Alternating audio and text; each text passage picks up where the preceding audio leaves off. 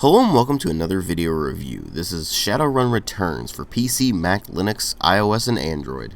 This is a tactical role-playing game by Harebrained Schemes that was released in July of last year for PC and Mac and was later ported to iOS, Android, and Linux.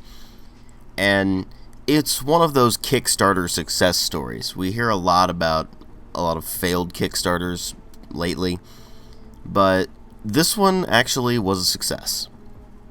They brought the game to completion, released it, and it's done fairly well for itself. And they later released the DLC campaign Dragonfall, which is now actually a standalone. I will be reviewing that as a standalone. But the big thing with Shadowrun Returns is that it's a return to what you had with the old school Shadowrun games. And the developers went so far as to profusely apologize for what a lot of people thought was an abomination that was Shadowrun 2007. I haven't played that, so I can't speak for that thing, but it certainly was not what I would want from Shadowrun. It was an FPS, and yeah, Shadowrun's a pen and paper RPG system, so kind of weird that they went that route. But Shadowrun Returns is definitely a tactical role-playing game in and of itself. So the real question here is it worth picking up? Because if you're a fan of Shadowrun, the pickings have been pretty slim for video games. Well, before we really get into the meat of the game, let's first talk about the presentation. It does run in the Unity engine, which means that the visuals are not all that impressive. They went with this kind of painted backgrounds but 3D models on the characters look, and it works pretty well. It reminds me a lot of the Temple of Elemental Evil, actually, which also had a similar thing going.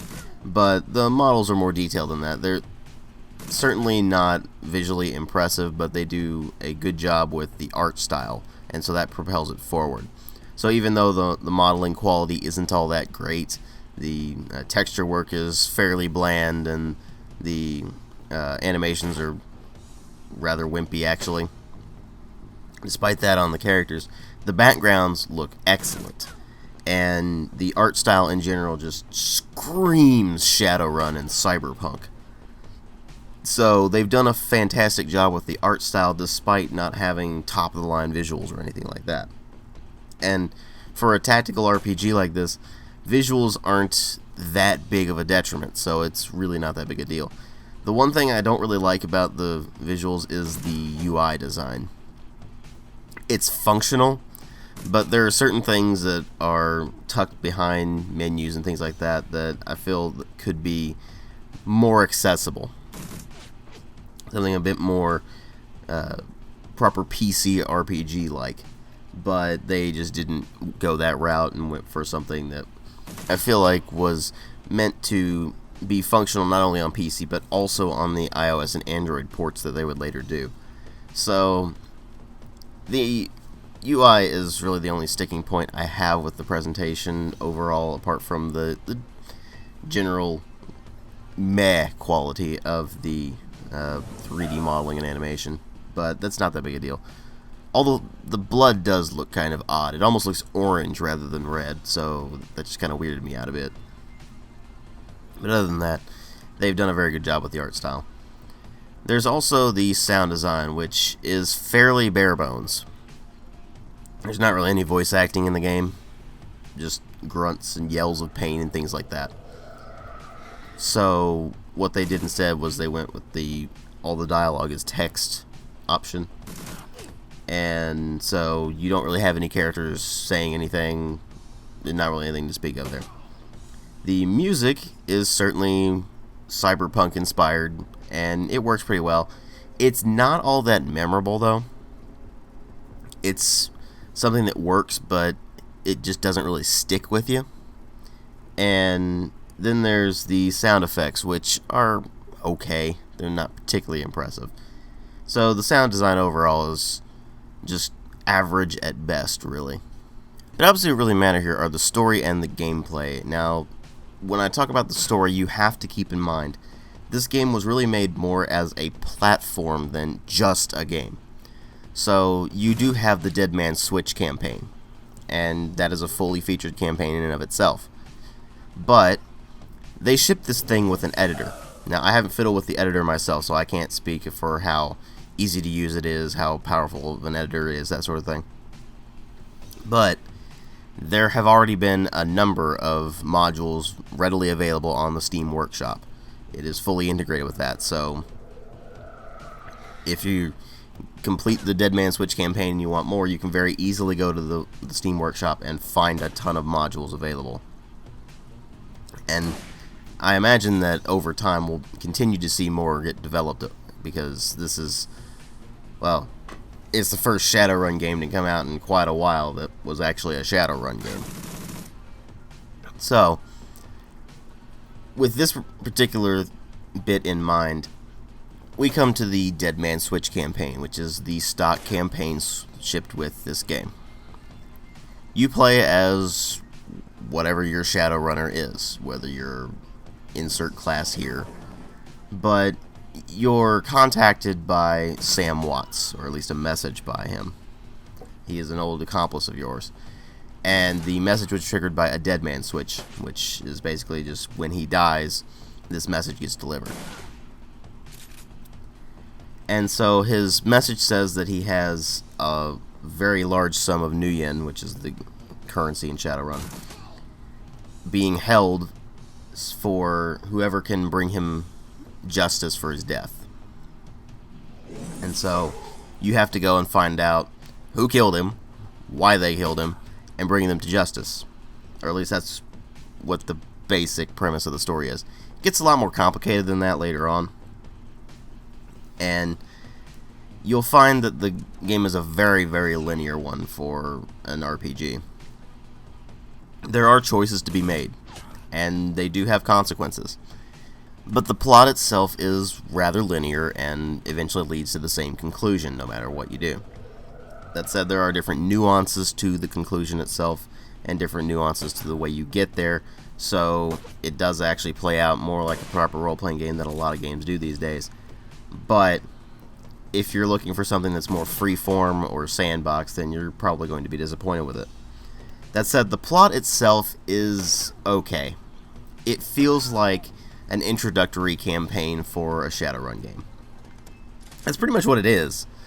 I mean, it's a campaign that's there to get you used to how the game plays and to basically ease you into how Shadowrun feels and that sort of thing. And with further modules, they can open up the world.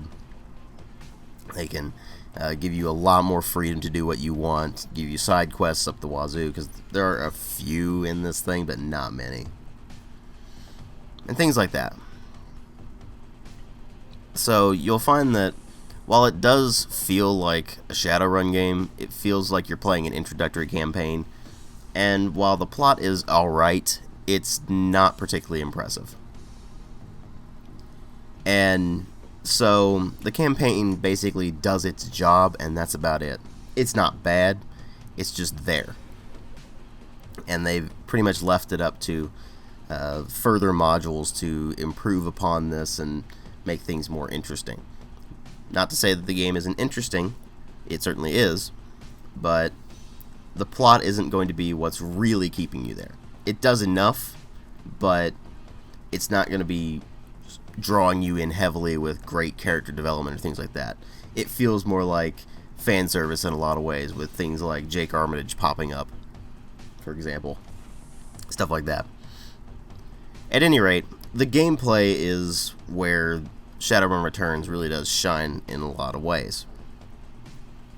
Like I said before, this is a tactical role-playing game. It plays out like a tactics game more than just a role-playing game. And so you find that the combat system is interesting. You can have your characters take cover, and what types of cover are available is going to determine how much of a bonus you get. You have a wide variety of weapons and equipment available for your characters, whether you want to have them running just, say, rifles or shotguns or whatever. And they do have their own separate bonuses and disadvantages and things like that. For example, the assault rifles in the game have select fire. They can, if you have the requisite skill level, you can use burst fire or fully automatic fire, which is just an extended burst. And while that's less accurate, it allows you to get more shots in, which in turn is going to do more damage. You have a wide variety of additional abilities available to you if you're part of a different skill set. For example, shamans have spirit magic, and they're also combat mages. I can't remember what their class name is off the top of my head for some bizarre reason. But suffice to say, you have a wide variety of things available to you to get the job done. And so, not only that, but it's actually a party-based game. Now, at certain points in the game, you can choose to have a variety of Shadowrunners running with you. Now, you just go into the bar, and you're basically paying them either up front in New Yen, or giving them a share of the run. And either way, they will be in your party, and they're a good way to balance out the party, because if you're not a certain class, then it's probably a good idea to have other characters in the party to give you those abilities. Because, for instance, a decker is very, very useful in a lot of spots. So if you're not a decker and you don't have a decker in the party, it's a good idea to get a decker in the party. Things like that. Now, they've done something else with the skill system in addition to just having classes. The class is actually what you just start with. When you're actually in the game, it plays out very differently. You have karma points that you earn as you progress through the game. And you can spend these karma points however you want. Whether you want to stick with what your class has, or you can go another route. For instance, if you want to be a street samurai, which is your basic fighter class, you are perfectly permitted to go with also having magic, or having decker abilities, or any number of other things. It's up to you. You're probably going to be at a bit of a disadvantage because you're not straight up going that route. But it's perfectly acceptable to not only have your main abilities with what you had at the beginning of the game, but also to branch out and try different things. For example, I played a street samurai who also had a high level of charisma. So, I was a pretty good fighter, but at the same time, I could talk my way out of a lot of stuff. And it does have gameplay implications. All of these different things have gameplay implications. If you're a shaman, for instance, you can summon spirits that are in certain areas, and that's handy. If you're high in charisma, you can usually talk your way out of stuff. Or you can talk your way into areas without having to just blast your way in, and things like that. It's very refreshing to have that in an RPG these days. Because, let's face it, a lot of games that are masquerading as RPGs don't let you do stuff like that anymore. So it's great to have actual role-playing in there again. And there's a lot of dialogue options where you'll be given the idea of, well, you get to choose how your character acts. And it may have different consequences depending on how you react to people. If you're saying, oh, well, this person has no soul, they're all about the money and things like that, people are going to react to you a bit differently than if you say, well, I'm doing this because he was my friend, and things like that. So, all of this stuff has gameplay implications. And you'll find that despite the campaign being pretty linear, it's fun to play. And so you'll find that it's a fun Shadowrun game. And it serves as a great platform for tons of modules down the line, for people to get really creative. I've already seen someone put together an open world main Shadowrun setting. The main Shadowrun setting is Seattle. And I've seen somebody put together basically an open world sandbox version of that already. I've seen people throw together their own story modules and things like that already. And so it can only really go up from there. And of course they also added in the Dragonfall campaign for the base game, which is actually now a standalone. I'll get to that when I review it.